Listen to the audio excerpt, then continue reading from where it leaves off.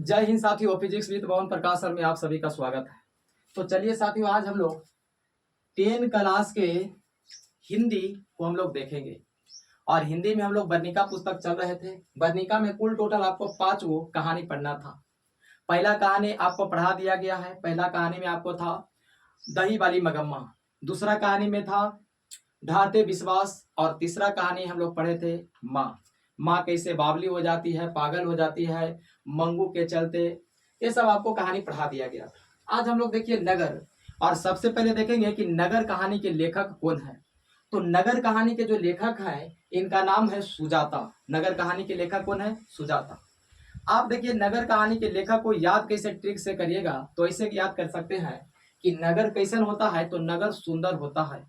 और सुंदर नगर के लेखक कौन है? तो सुजाता है। सुंदर नगर कैसन होता है? तो सुंदर। और सुंदर नगर के लेखक कौन है? तो सुजाता। अब सुजाता के वास्तविक नाम क्या है? तो एस रंगराजन। आपसे क्वेश्चन होगा कि सुजाता के वास्तविक नाम क्या है? तो एस रंगराजन। इनका जन्म कब हुआ था? 3 मई 1935 ईस्वी को चेन्नई तमिलनाडु में हुआ था। चेन्नई तमिलनाडु। उसके बाद देखिए इनकी प्रमुख रचनाएं कौन कौन से पुस्तक लिखे थे। तो पहला में था कर एलान शिव कपू। इस कर एलान शिव कपू इनकी पहली रचना थी। और दूसरा के नाम था कनवत तोलीर सालय, दूसरे किताब के नाम था। इसके अनुवादक कौन है? नगर कहानी के अनुवादक कौन होगा? तक के ए जमुना। के ए जमुना इस कहानी के अनुवादक है। अब देखिए लेखक महोदय सबसे पहले नगर के संक्षिप्त परिचय देते हैं कि आप नगर में जैसी प्रवेश करते हैं तो नगर में आप क्या क्या पाते हैं। जैसे कि हम लोग नगर में जाते हैं तो देखते हैं कि बहुत सारे दुकान है, और दुकान में भिन्न भिन्न प्रकार के उसको में दुकान में अपना अपना प्रचार करने के लिए ढेर पोस्टर साटे रहते हैं। तो उसी प्रकार से बताते हैं। सबसे पहले नगर के परिचय में कहते हैं कि कार्डवेल के तुलनात्मक व्याकरण में लिखा है कि कार्डवेल के तुलनात्मक व्याकरण में लिखा है कि मदुरै पांड लोगों की दूसरी राजधानी थी। मदुरै आज जो तमिलनाडु में स्थित है, उसी वह किसकी दूसरी राजधानी हुआ करती थी? तो पांड लोगों की दूसरी राजधानी हुआ करती थी। अब देखिए प्राचीन मानचित्रों में यही मदुरै को मदुरा कहा गया था। मथुरा, सॉरी, इसी मदुरै को प्राचीन मानचित्रों में मथुरा नाम से विख्यात था। लेकिन जब भारत में अंग्रेज जब प्रवेश किया तो इसी मदुरै को मदुरा कहा। आपसे क्वेश्चन होता है कि मदुरै को अंग्रेजों ने क्या कहा? तो मदुरै को अंग्रेजों ने मदुरा कह के संबोधित किया था। फिर यूनानी जब लोग यूनानी थे तो यूनानी ने इसे मेदोरा कहा। एक बार फिर से हम चल देते हैं। प्राचीन काल में इसको मथुरा नाम से प्रसिद्ध था। अंग्रेज आए तो अंग्रेज इसको मदुरा कहा, और यूनान लोग इसे मेदोरा कहा करते थे। अब देखिए जब लेखक महोदय परिचय देते हैं नगर के, तो कहते हैं कि नगर में जैसे हम प्रवेश करते हैं, आप प्रवेश करिएगा तो मदुरै एक साधारण दिन भी, यानी कि मदुरै नगर में एक साधारण दिन भी लोग वहां पर खड़ा न होकर के साधारण दिन भी वहां घड़े लाइन बना करके खड़े रहते हैं। नल के सामने घड़ा लाइन बना के खड़ा रहने के रीजन क्या है? कि पानी की कमी है, और पानी के लिए लोग घड़ा में लाइन बना करके खड़े रहते थे। पहले के जमाना में गांव घर में पहले तेल मिलता था, तो तेल मिलते थे तो उस समय लोग जर्किन लगा लगा करके लोग खड़े रहते थे, और जर्किन के पास खड़ा न रह करके कभी दूर हट करके अब खड़ा रहते थे कि हमारा नंबर आया कि नहीं। सेम यही प्रकार से यहाँ हो रहा है कि मदुरै में एक साधारण दिन भी लोग घड़ा को लगा देते हैं लाइन में, और इंतजार करते हैं कि हमारा घड़ा का नंबर वहां आया कि नहीं, और फिर पानी उठा करके वे चले जाते थे। फिर दूसरा पॉइंट में क्या बताते हैं कि बच्चे यहाँ के जो हैं मदुरै के बच्चे, तो यहाँ के जो बच्चे हैं टिटनेस जैसन भयानक रोग के चिंता किए बिना धूल कण में खेलते हैं, यानी कि धूरी में खेलते हैं। यानी धूरी में खेलने से कौन से भयानक रोग होने की संभावना है? तो टिटनेस। लेकिन ऐसा कोई बात नहीं है, टिटनेस जैसा भयानक रोग के चिंता किए हुए भी मदुरै लोगों के जो छोटे छोटे बालक होता है वो सब धूल कण में खेलता है। उसके बाद ये आगे क्या बताते हैं कि जैसे आप आगे बढ़ते हैं तो देखिए कि एक पुलिस वाला है, प्रोटीन से कमी, उसको में प्रोटीन की कमी है, लेकिन बरावनी गति के सिद्धांत से लोगों को नियंत्रित करता है। यानी कि ट्रैफिक पर आप देखे होंगे कि जो पुलिस रहता है तो गति से नियंत्रित करता है, रहता है लोगों को कि उपाटी इधर भेजाबो उधर भेजाबो, लोग को नियंत्रित करना के मतलब इधर से उधर रास्ता दिलवाना होता है उसको। उसके बाद रोड को सफाई कराना होता है, यानी कि साफ सुथरा रोड रखे ताकि जाम ना लगे।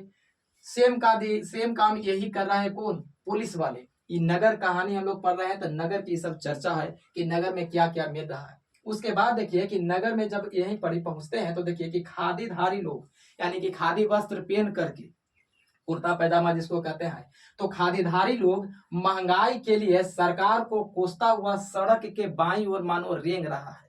महंगाई को कोसता हुआ कि महंगाई खत्म करो, खत्म करो, बहुत महंगाई हो गया है, तेल महंगा हो गया है, सब्जी महंगा हो गया है, आटा महंगा हो गया है। इसके लिए कोसते हुए किसको कोसेगा? तो लोग सरकार को कोसेंगे। आज हम लोग सिलेंडर के प्रति कोसते हैं सरकार को कि सिलेंडर सरकार महंगा कर दिया है। सेम वही बात था कि महंगाई के लिए कोसते हुए सब यहाँ के जितने भी खादीधारी लोग हैं एक जुलूस निकाल रहे हैं और महंगाई बंद करो करके यह बाईं ओर सड़क के कौन से किनारे में? तो सड़क के बाईं किनारे में सब जुलूस निकाल रहा था। और उसके बाद फिर बताते हैं कि यहाँ एक मीनाक्षी मंदिर है, बगै नदी का पुल है, और यही हमारा तमिलनाडु के मदुरै है। यही हमारा तमिलनाडु के क्या है? मदुरै है। अब देखिए हम लोग कहानी की ओर चलते हैं कि यह क्या है। तो कहते हैं कि यह कहानी अब यहाँ से शुरू होता है कि एक लड़की है जिसका नाम पापाती है और इनके माता का नाम बल्ली अमाल है। एक लड़की है जिसका नाम क्या है? पापति, और इसके माता का नाम क्या है? बल्ली अमाल। और ये रहने वाली कहाँ की है? कौन सी गांव की? तो मुन्ना डिप्टिक गांव के रहने वाली है।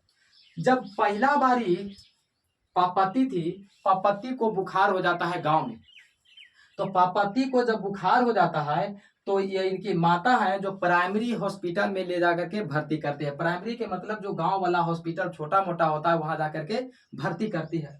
तो भर्ती करने के बाद देखिए कि प्राइमरी हॉस्पिटल के जो डॉक्टर है उसे कुछ समझ में नहीं आता है, तो बल्ली अमाल को वह कह देता है कि इसको बहुत खतरनाक या भयानक रोग हो गया है, इसीलिए आप पापति को झटपट कल बस धर करके और आप नगर की ओर चल जाइए। नगर में बहुत सारी सुविधाएं होती हैं, व्यवस्था होती है, इसीलिए नगर को नगर कहते हैं। नगर में कोई चीज की कमी नहीं होता है, बस कमी तो एक ही बात के होता है कि हम उस नगर को किस नजरिया से देखें और कैसे उससे काम हम अपने कर सके। तो खैर देखिए आगे, तो इसको बुखार था और बुखार है तो पहला बार में प्राइमरी हॉस्पिटल में जाती है, गांव के ही हॉस्पिटल में, और गांव के हॉस्पिटल इसको डेरा देता है किसको? बल्ली अमाल को। और बल्ली अमाल को कह देता है कि इसके झटपट कहाँ लेकर के चले जाइए? तो नगर की ओर लेकर के चले जाइए। बल्ली अमाल सुबह उठती है और सुबह पहले ही बस धरती है और बस धर के कहाँ चल जाती है? नगर चल जाती है। और नगर में जब जाती है तो देखिए उसे स्ट्रेचर पर लेटाया जाता है। स्ट्रेचर आप जानते हैं, एक खटिया जैसन होता है और उसको पर लेटाया जाता है, उसको में चक्का उक्का लगा रहता है और उसको तीर करके लेकर के जा सकते हैं। तो जब पापति पहली बार हॉस्पिटल में भर्ती हुई तो उसे 6 डॉक्टर आकर के घेर लिए थे और घेर करके देख रहे थे। देखिए पहले दिन पापति को बुखार था तो 6 डॉक्टर आकर के घेरा, और बड़े डॉक्टर साहब थे जो विदेश से पढ़ करके आए थे।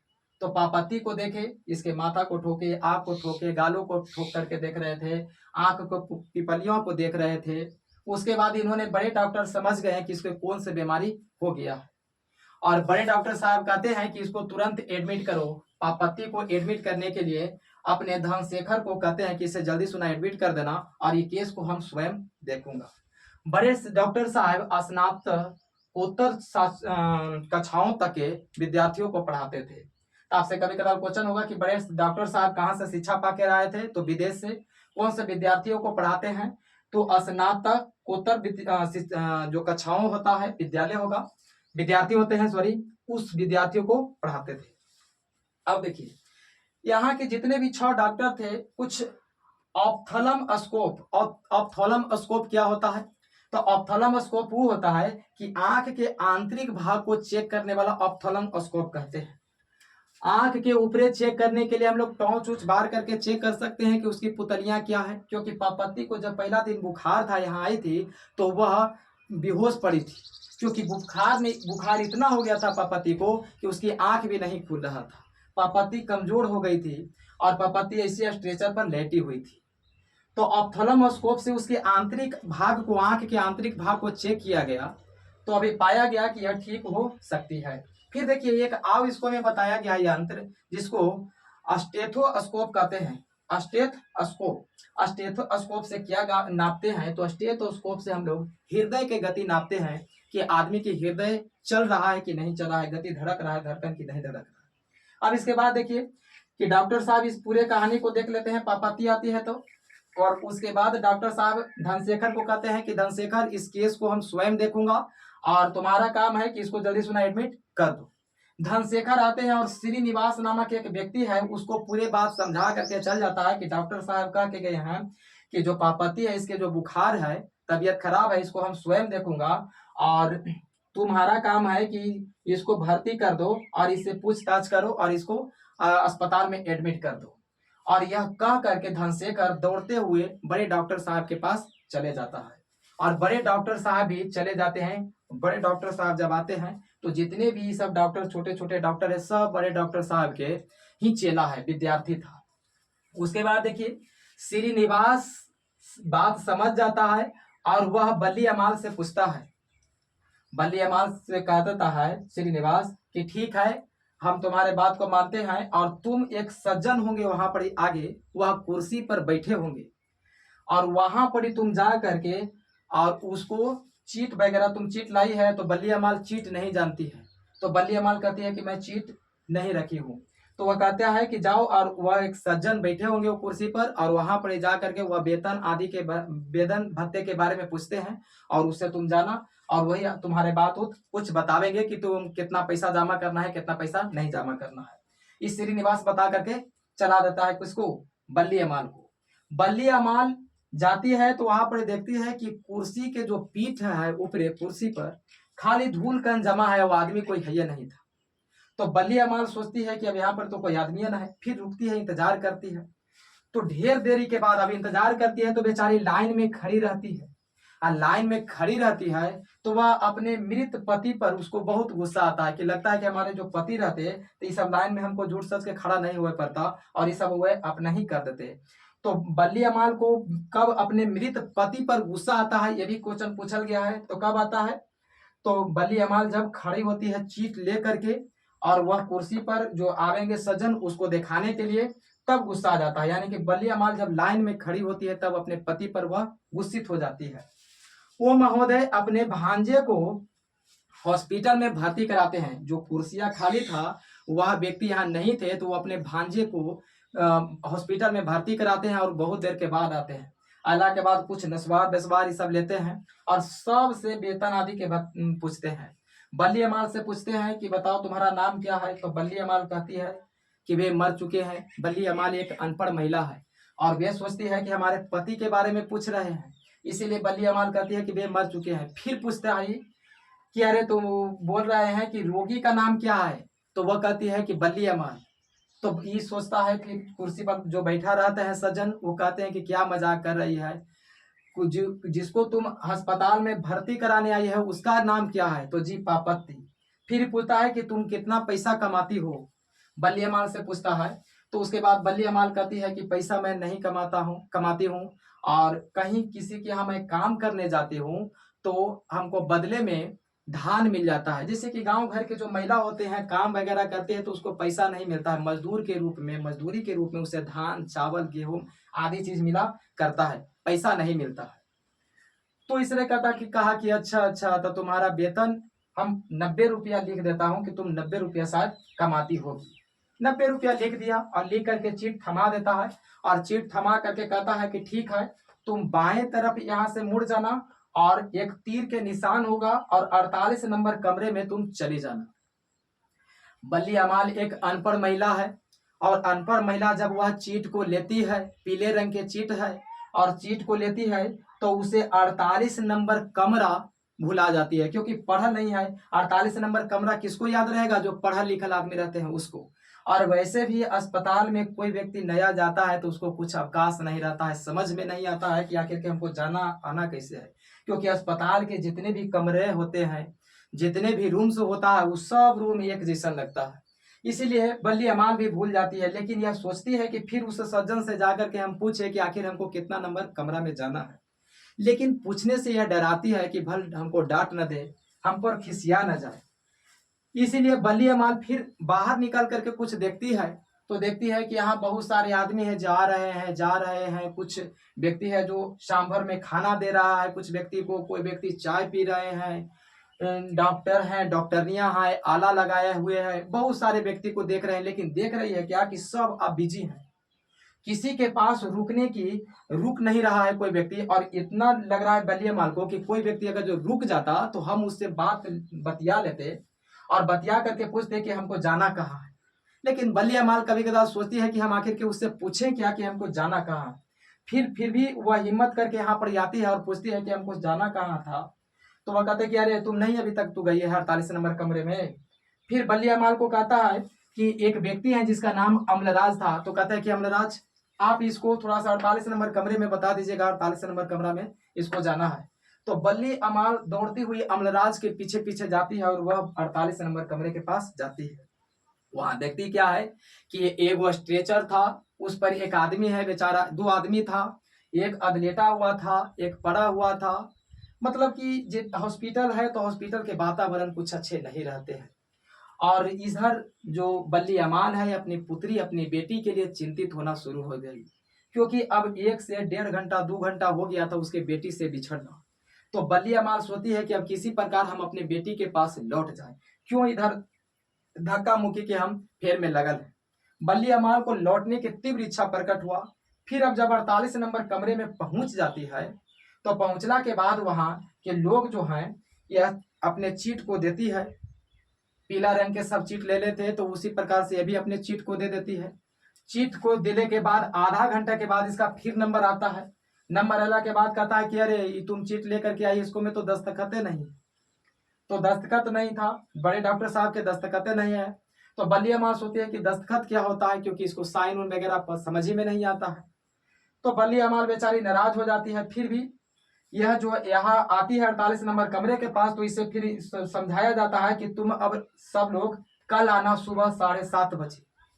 कितने बजे आना के लिए कहा जाता है? 7:30 बजे आना। आज यहाँ हॉस्पिटल में कोई जगह खाली नहीं है कि तुम्हारे जो परिवार को यानी कि तुम्हारी बेटी को एडमिट किया जाए। अब कल 7:30 बजे आना। बल्ली अमाल अब ज्यादा चिंतित हो जाती है और चिंता हो करके उसे लगता है कि हमारी बेटी पापति अब किस हाल में होगी, क्योंकि 2-2.5 घंटा हो गया था उसे। बस जो अस्पताल है, अस्पताल में एक कागज की तरह बेचारी इधर से उधर बस मानो हवा चल रहा है और हवा उसको उधर से उधर उड़ाया जा रहा था। दूसरा कारण क्या था कि अस्पताल में एक विशेष प्रकार के गंध होता है जो लोगों को, जो आम लोग भी जाते हैं उसको एकदम समझिए कि हालत खराब कर देता है, तबीयत खराब जैसा हो जाता है, चक्कर उल्टी जैसा आना शुरू हो जाता है। आज बल्ली अमाल को भी ठीक उसी प्रकार लग रहा था, उसका जिल मचलना शुरू हो गया था। लेकिन अब वह पापति को खोजना शुरू कर दी, लेकिन वह भुला जाती है कि हमको पापति है तो कहाँ है, रास्ते भुला जाती है। तो रास्ता भुला जाती है तो बीच में यह बरामदे में खड़ा होकर के ये रोना शुरू कर देती है और रोना पीटना चालू कर देती है और कहती है कि पापति पापति मैं तुझे अब कहाँ ढूंढूं, पापति अब तुम कहाँ भुला गई है, कहाँ चल गई है, हमको कुछ पते नहीं चल रहा है। क्योंकि बल्लिया माल को ऐसा लगता है कि पूरे जितना यह अस्पताल है, अस्पताल में जितने भी कमरा है सब एक ही कमरा है और एक ही लोग हैं, एक ही जैसा लोग है और सब एक ही कमरा में आते जाते रहते हैं। यानी कि बेचारी है ये एक नासमझ है महिला और इसे कुछ समझ में नहीं आता। यह सोचती है कि एक ही जैसा सब रूम है और यही सब रूम में एक ही व्यक्ति हमेशा आ रहा है, जा रहा है, घूम रहा है। उसके बाद देखिए पापति पापति मैं तुम्हें कहाँ ढूंढूं कहते हुए रोती है।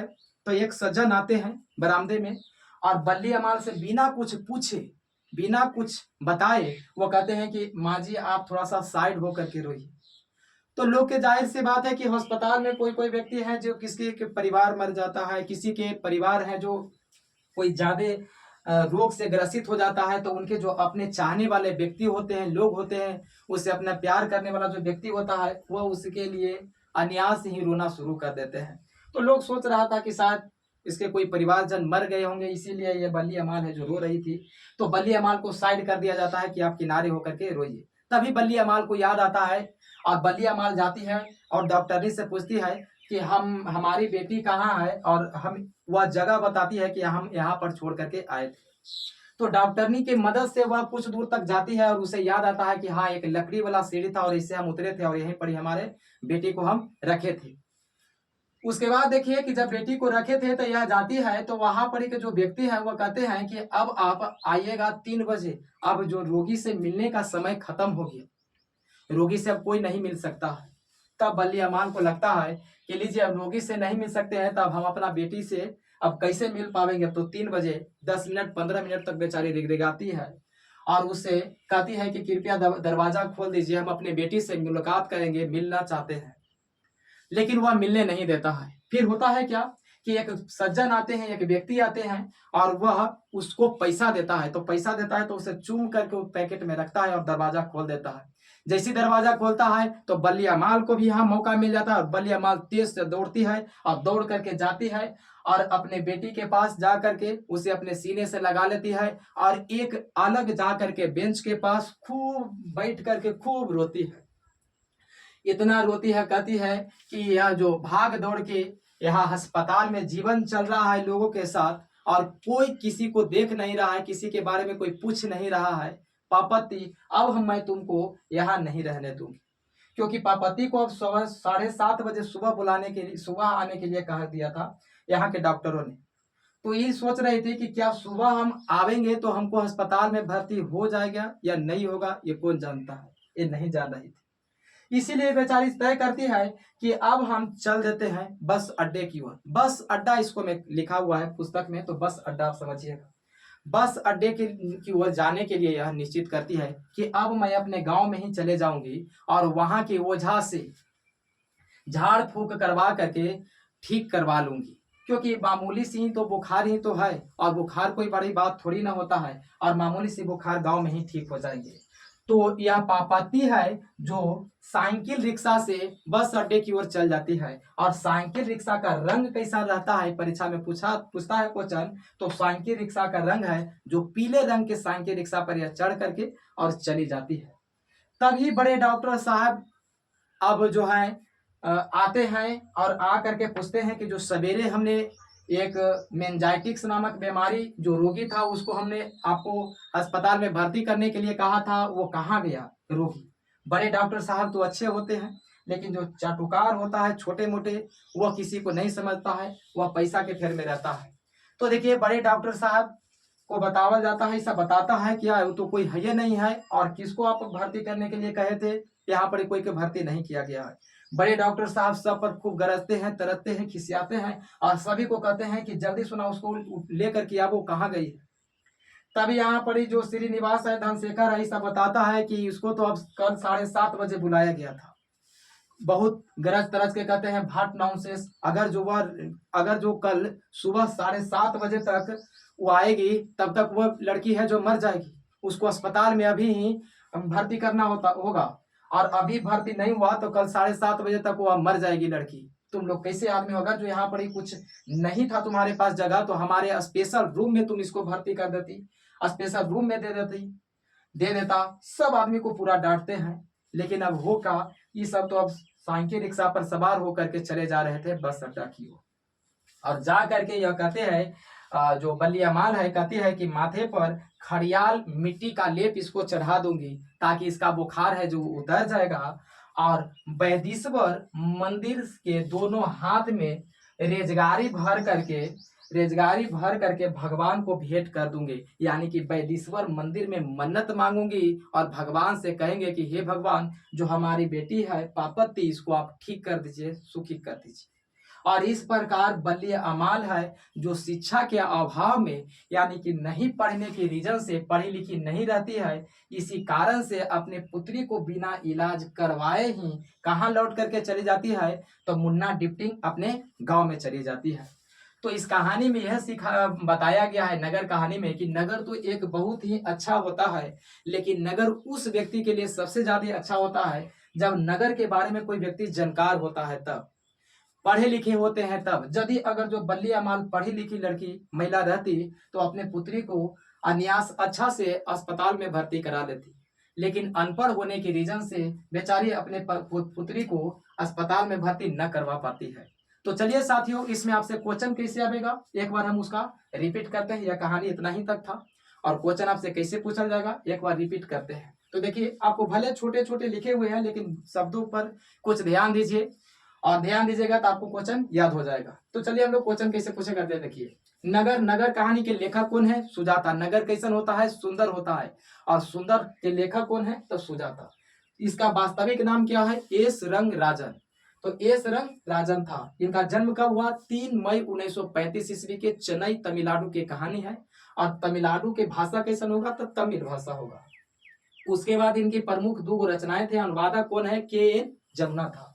उसके बाद देखिए नगर के परिचय था। कालबेल के तुलनात्मक व्याकरण में लिखा था कि मदुरै जो है पांड्य लोगों की केमय राजधानी हुआ करता था, तब मदुरै पांड्य लोगों की दूसरी राजधानी हुआ करता था।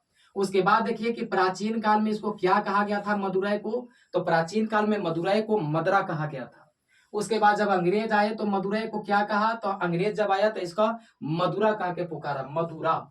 और प्राचीन काल में इसको मथुरा कहा गया था। यूनान लोगियों ईलान जब लोग आए थे तो यूनानों ने मदुरै को क्या कहा?